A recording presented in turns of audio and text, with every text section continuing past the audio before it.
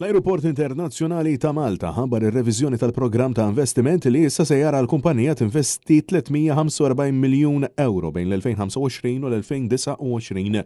Permezz ta' dan l-investiment l-ajruport se jkun qed jara titjib sostanzjali fl-operat u anke t-tisħiħ tal-qasam kummerċjali u l-miri sostenibli tiegħu.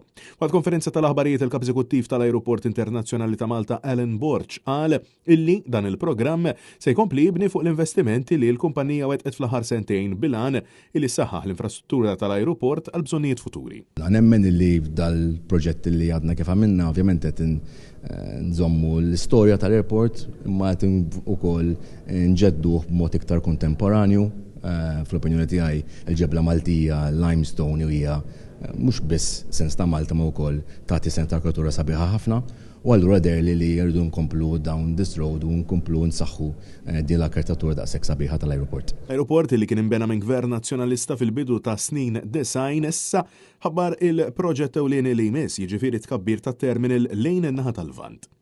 Dan il-proġett se jkun jinkludi l-estensjoni ta' terminal b'6,000 metru kwadru li se joffri biżejjed spazju biex jiġu introdotti aktar gates, check-in desks u iżjed spazji għal passiġġieri li jkunu se jħallnu Malta.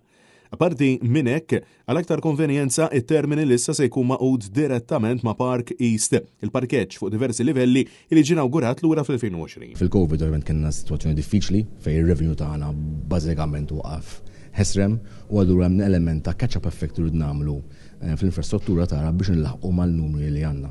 Ġifieri mingħajr ma nagħti l-impressjoni li l-istennija tagħna li tkabbir ħajibqa' ġej b'dan il-mod, mhix l-istennija tagħna, aħna nixtiequ illi n-numri li għandna llum intuhom servizz ferm aħjar milli tintuhom illum. Dik hija l-ambizzjoni primarja ta' dal-proġett. Dan il-programm ta' 345 miljun euro se jkun qed jara li l-kumpanija tinvesti aktar fl-infrastruttura tal-ajruport biex tkun tista' tilħaq il-miri ambjentali tagħha, inkluż li tkun carbon neutral. L-installazzjoni tal-5 impjanti fotovoltaiċi li se jirdoppja l-kapaċità tal-ajruport li jipproduċi enerġija nadifa mistenni jkun ikkommissjonat fit-tielet kwart tal-2025.